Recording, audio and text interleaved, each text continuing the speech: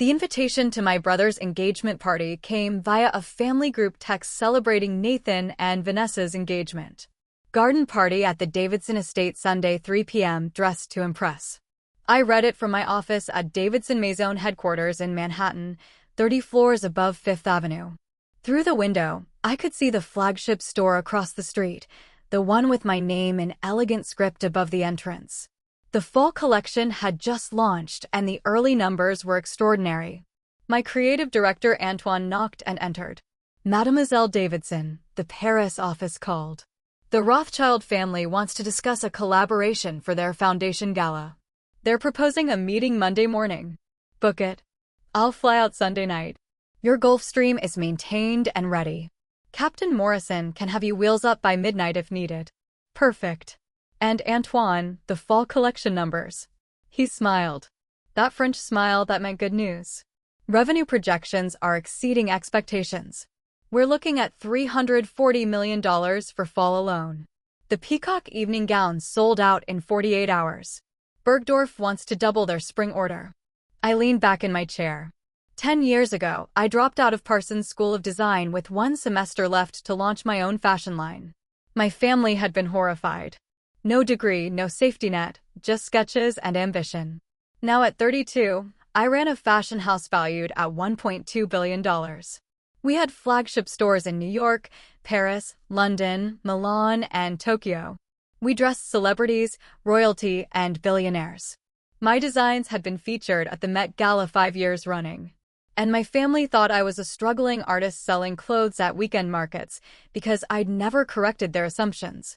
It started innocently enough when I dropped out of Parsons. Dad had declared I'd thrown my life away. When my first collection launched at a small boutique, Mom had sent me grocery money because she assumed I was starving. When Nathan graduated from Harvard Business School, Dad's toast specifically mentioned children who finish what they start, unlike some people. I tried to tell them about my success. I'd invited them to my first major fashion show. They declined, too busy with Nathan's graduation. I'd sent them press clippings when Vogue featured my designs. They'd never responded. I'd mentioned my flagship store opening. Mom had asked if I was selling my own designs or just working retail. Eventually, I stopped trying. Let them think what they wanted. I was too busy building an empire to worry about their approval. But Nathan's engagement party, I'd go. Family obligation and all that. Sunday afternoon, I dressed carefully, not in one of my own designs. That would be too obvious. Instead, I wore a simple Chanel dress, elegant but understated. I drove to my parents' Connecticut estate in my practical Range Rover, not the Bentley or the Porsche sitting in my Manhattan garage. The Davidson estate looked spectacular. White tents on the lawn, servers in crisp uniforms, flowers everywhere. 200 guests mingled on the manicured grounds. My brother Nathan stood near the entrance with his fiancée Vanessa, both glowing with happiness.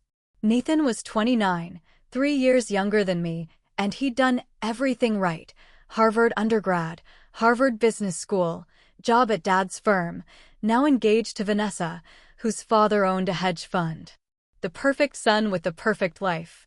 Natalie, Nathan called out using the family nickname. You made it. I hugged him. Congratulations. I'm happy for you both. Vanessa offered her hand, clearly coached by Nathan on the difficult sister. So nice to finally meet you. Nathan's told me so much about you.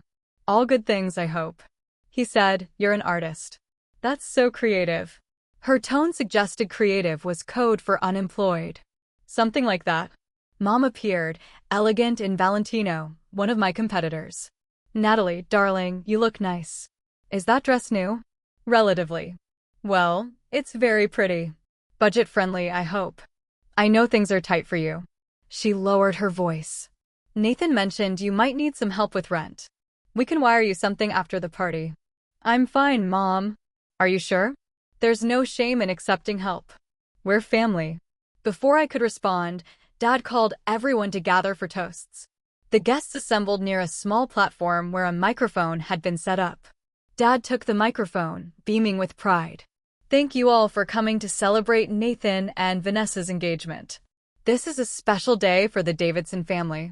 He launched into a speech about Nathan's accomplishments, Harvard degrees, rising star at the investment firm, excellent choice in a bride. The guests applauded enthusiastically. Then Dad's tone shifted. "You know, when you have children, you hope they'll make you proud," he said. "You hope they'll finish what they start. You hope they'll make responsible choices. Nathan has exceeded every expectation." He paused, and I felt it coming. Of course, not all children follow the same path.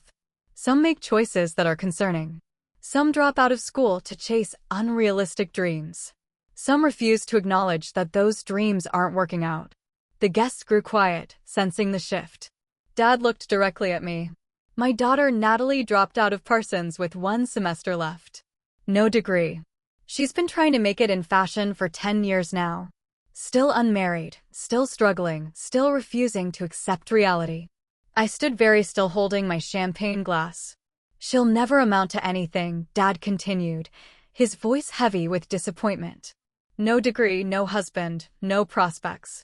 She had every advantage, good schools, family connections, opportunities, and she squandered it all on a pipe dream." Several guests looked at me with pity. Others looked away, embarrassed by the public humiliation.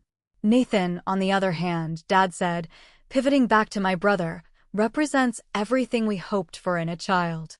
Success, stability, a bright future with a wonderful woman." He raised his glass. "To Nathan and Vanessa, may your life together be everything our family represents: achievement, commitment, and making the right choices." Everyone toasted. I raised my glass mechanically and took a sip. Nathan looked uncomfortable, but said nothing. Vanessa was staring at me with that particular expression of pity, mixed with relief. Relief that she'd chosen the successful brother. Mom patted my arm sympathetically. "Don't take it personally, dear. Your father just wants what's best for you." "I understand." The party continued, but I was now the official cautionary tale. Guests would glance at me, whisper, and turn away. The struggling artist, the dropout, the disappointment. I was checking my phone, a message from Antoine about the Paris meeting details, when I heard heels clicking across the stone patio. Not heels, dress shoes, formal ones.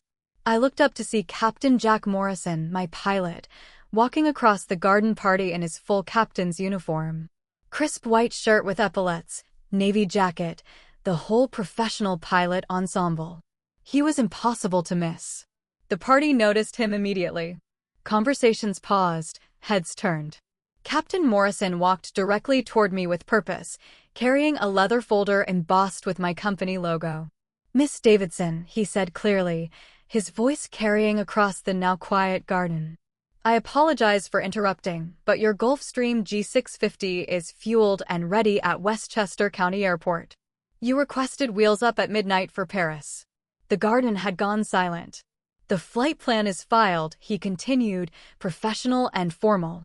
"We'll arrive at Le Bourget at 10 a.m. Paris time, which gives you plenty of time to prepare for your 8 a.m. meeting with the Rothschild family on Monday morning." He handed me the leather folder. "Your briefing materials for the Paris meetings, the Rothschild Foundation Gala collaboration, the meeting with LVMH about the potential acquisition, and the investor dinner with the Arnault family." Dad's champagne glass was frozen halfway to his lips. Captain Morrison wasn't finished. "Also, ma'am, your office called with an urgent update. The fall collection revenue numbers just finalized. Your CFO wanted you to know that fall 2024 generated $340 million in revenue. That's 40% above initial projections." He pulled out his tablet and showed me a report. The Peacock evening gown alone generated $28 million. Bergdorf Goodman has requested to double their spring order, and Harrods wants an exclusive capsule collection for their anniversary. Nathan's mouth was hanging open. Additionally, Captain Morrison continued, "Your Paris flagship manager reports that the Avenue Montaigne location had a record weekend, and the Duchess of Cambridge was photographed in your silk cocktail dress. Social media engagement is up 400%. He checked his notes. "Your meeting with Anna Wintour about the Met Gala commission is confirmed for Tuesday in New York. She's very pleased with the sketches you sent." The garden party had become a tableau. 200 people frozen in various states of shock. Captain Morrison looked at me expectantly. Will there be any changes to the Paris departure time, Miss Davidson? I smiled. No, Captain Morrison. Midnight departure is perfect. Please have the crew prepare my usual in-flight preferences. The Dom Perignon 2008 and the salmon carpaccio from Daniel already arranged. He nodded professionally. I'll see you at 11:30 p.m. for pre-flight briefing. Thank you, Captain. He turned to leave, then paused. Oh, and Miss Davidson, congratulations on the Vogue September cover announcement. Your publicist wants approval on the interview questions. He walked away, his dress shoes clicking across the stone patio, leaving absolute silence in his wake. I looked at my phone. A legitimate text from my executive assistant. Paris meetings confirmed. G650 ready. Fall collection hit $340 million. You're killing it, boss. I stood up, smoothing my Chanel dress. I'm sorry, Nathan, I said, looking at my brother. Congratulations on your engagement, Vanessa. Welcome to the family, but I need to leave. I have a business to run. I looked at my father who'd gone pale.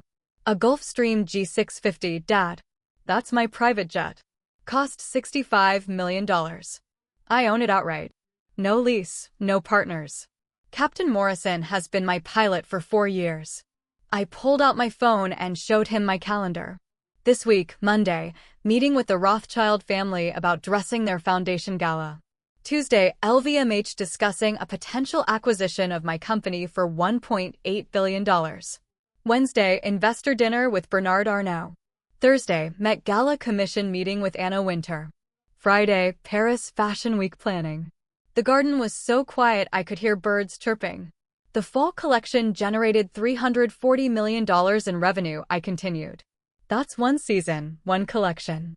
My annual revenue is approximately $920 million. The company valuation is $1.2 billion. I looked around at the shocked faces.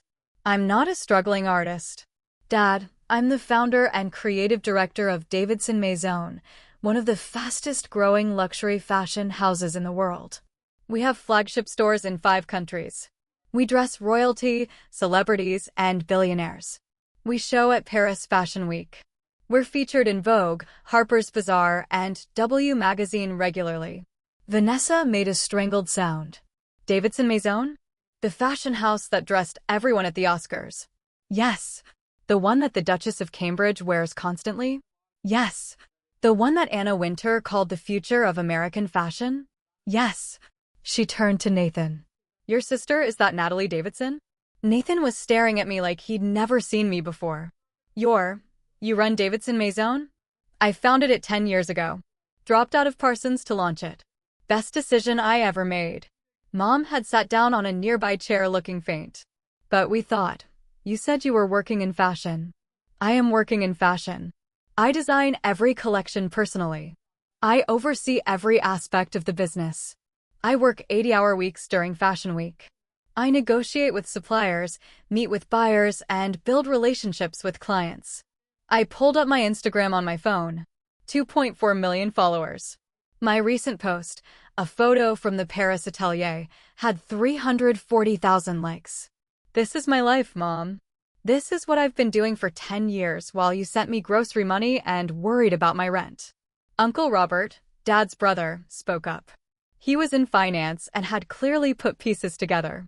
Natalie, I've read about Davidson Maison. The fashion industry analysts project you'll hit $1.5 billion in revenue within 3 years. You're in position to compete with Oscar de la Renta and Carolina Herrera. That's the goal. And LVMH wants to acquire you. They've been pursuing us for 18 months. I'm considering their offer, but I might stay independent. I like controlling my own creative vision. Dad found his voice, though it came out strangled. You own a Gulfstream. Yes. It's more efficient than commercial flights when I'm traveling between New York, Paris, London, and Milan every month. Time is money. Dad, you taught me that. But a $65 million jet is a business asset. The company owns it. It's tax-deductible and it allows me to maximize productivity while traveling. I designed an entire collection during a flight to Tokyo last month. I checked my watch, a Patek Philippe that cost more than Nathan's car. I really do need to leave. I have meetings in Paris that could determine whether my company gets acquired for nearly $2 billion or whether I build it to $3 billion independently first. Vanessa was staring at her phone, frantically scrolling. Nathan, your sister dressed Beyoncé for the Grammys and Lady Gaga for the Met Gala. And oh my God, that's the peacock gown everyone was talking about. She designed that. Yes, I said. That gown took 450 hours of hand-beating. It sold for $180,000. We've had requests for 12 custom versions. I looked at my mother. You're wearing Valentino, Mom. Nice choice. But my peacock gown generated more press coverage than Valentino's entire spring collection. Just so you know, it was petty but satisfying. Nathan finally approached me. Natalie, I don't understand. Why didn't you tell us? Why let us think you were struggling? I tried, Nathan. Repeatedly. I invited you all to my first major fashion show at New York Fashion Week 5 years ago. You were all too busy. I sent you press clippings when Vogue featured my work. No one responded. I mentioned my flagship store opening. Mom asked if I was working retail. I looked around at my family. Every time I tried to share my success, you dismissed it. You were so convinced I'd failed by dropping out that you couldn't see I'd succeeded because I dropped out. You needed me to be the cautionary tale so Nathan could be the success story. That's not true, Dad protested. Isn't it? You literally just told 200 people that I'll never amount to anything. That I have no degree, no husband, no prospects. You made me the punchline at Nathan's engagement party. I pulled out my phone and showed him a Forbes article from 6 months ago. 30 Under 30. Natalie Davidson's meteoric rise in luxury fashion. I'm on the Forbes 30 Under 30 list. Dad, I've been profiled in the Wall Street Journal, Business of Fashion, and the Financial Times. Anna Wintour wrote a personal profile about me for Vogue's business issue. I scrolled through my phone. But you wouldn't know that because you never asked about my work. You never expressed interest in my life. You just assumed I was failing and felt comfortable using me as an example of what not to do. Mom was crying now. Natalie, I'm so sorry.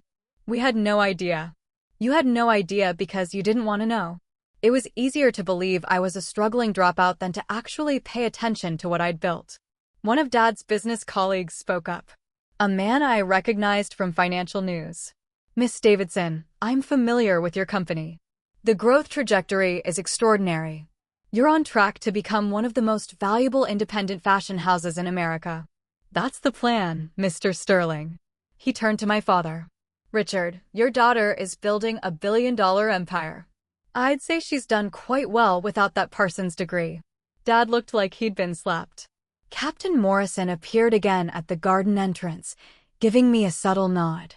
My cue that we should actually discuss the Paris trip logistics. I'm leaving, I said. Nathan, Vanessa, congratulations again. I genuinely wish you both happiness. I looked at my parents. When you're ready to actually know me, the real me, not the struggling artist you invented in your heads, you can reach out, but I'm done being your cautionary tale. I'm done being the example of failure at family events. I'm a successful businesswoman, and you can accept that or not. Your choice. I walked toward the garden exit. Captain Morrison falling into step beside me. How bad was it? He asked quietly. Dad told 200 people I'll never amount to anything. Ouch! Want me to circle back with the jet and do a low flyover? I laughed despite everything. Tempting, but no. The point was made. It certainly was. Your family looks like they've seen a ghost. As we walked through the estate toward where my Range Rover was parked, I could hear the explosion of conversation behind us, the whispers, the frantic phone Googling, the shock. Captain Morrison handed me the actual briefing folder for the Paris meetings. The Rothschilds are serious about the collaboration. This could be very prestigious for the brand. I know. And the LVMH meeting. They've increased their offer. Your CFO thinks they'll hit $2 billion if you play it right. What do you think I should do? I think you should do whatever lets you keep designing at this level. Your fall collection was extraordinary. Don't let business decisions compromise your creative vision. We reached my car. Captain Morrison opened the door for me. See you at 11:30 p.m., Miss Davidson. The Gulfstream will be ready. Thank you, Jack. I drove away from my parents' estate, checking my rearview mirror. Guests were still standing in clusters, clearly discussing what had just happened. My family was visible on the patio, Dad sitting down heavily, Mom crying, Nathan looking shell-shocked. My phone started buzzing immediately. Nathan, Natalie, we need to talk, please. Mom, sweetheart, I'm so sorry. Please call me. Uncle Robert, your father is an idiot. Congratulations on your success. I'd love to hear about the business sometime. Even Vanessa, I had no idea who you were. Can we start over? I didn't respond to any of them. Instead, I called Antoine. How did it go? He asked. They know now. Dramatic reveal. My pilot showed up in full uniform to discuss the Gulfstream and the $340 million fall collection. Antoine laughed. Parfait. Very on brand. So, are you actually coming to Paris? Yes. The Rothschild meeting is real, and I want to review the spring collection progress at the atelier. Excellent. I'll have the team ready. And Natalie. Yes. Your family is about to discover what the rest of the world already knows. You're extraordinary, whether they deserve that lesson or not. I spent the evening at my Manhattan penthouse, preparing for Paris. The apartment was in a pre-war building on the Upper East Side, 3 bedrooms, terrace with Central Park views, decorated with pieces I'd collected from my travels. The walls held my sketches, my inspiration boards, my vision for where Davidson Maison would go next. This was my sanctuary, the place where collections were born. At 11 p.m., my car service arrived to take me to Westchester County Airport. The private terminal was quiet, efficient, designed for people who valued time over cost. Captain Morrison met me at the entrance. Good evening, Miss Davidson. The Gulfstream is ready. Flight time to Paris is approximately 7 hours. We should land at 10 a.m. local time. The jet was beautiful. Cream leather seats, mahogany accents, a bedroom in the back, a conference area where I could work. My home in the sky. As we taxied toward the runway, my phone buzzed one more time. Dad's number. I almost didn't answer, but something made me pick up. Natalie. His voice was rough, emotional. I'm calling to apologize. For which part? Calling me a failure publicly or spending 10 years dismissing my success? Both. All of it. I was wrong. Completely, utterly wrong. I waited. I've spent the last 3 hours reading about Davidson Maison. About you. The Forbes articles, the fashion industry coverage, the client testimonials. You've built something extraordinary. Yes, I have. And I missed it. Worse than missing it. I actively refused to see it. I was so invested in my idea of what success looked like that I couldn't recognize yours. The jet engines hummed as we prepared for takeoff. I called you a failure in front of 200 people, Dad said, his voice breaking. I used you as an example of what not to do. And all this time, you were more successful than I ever was. You built this from nothing. No family money, no connections I provided, just your talent and determination. That's true. Can you forgive me? I looked out the window at the lights of New York below us. Eventually, maybe. But Dad, this isn't fixed with one phone call. You need to understand what you did. For 10 years, you made me feel worthless. You made me the family embarrassment.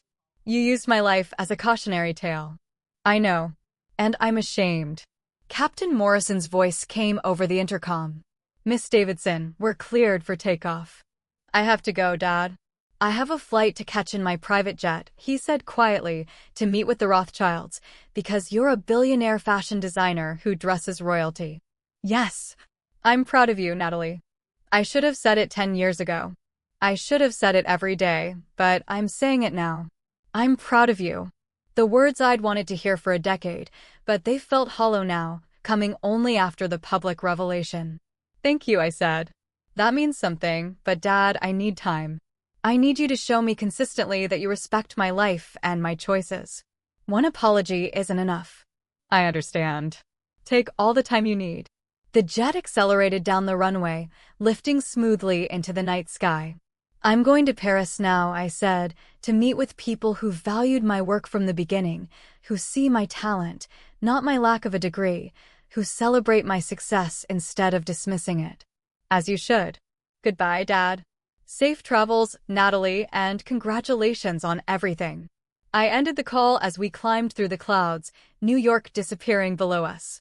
Captain Morrison's voice came over the intercom again. "Miss Davidson, we've reached cruising altitude.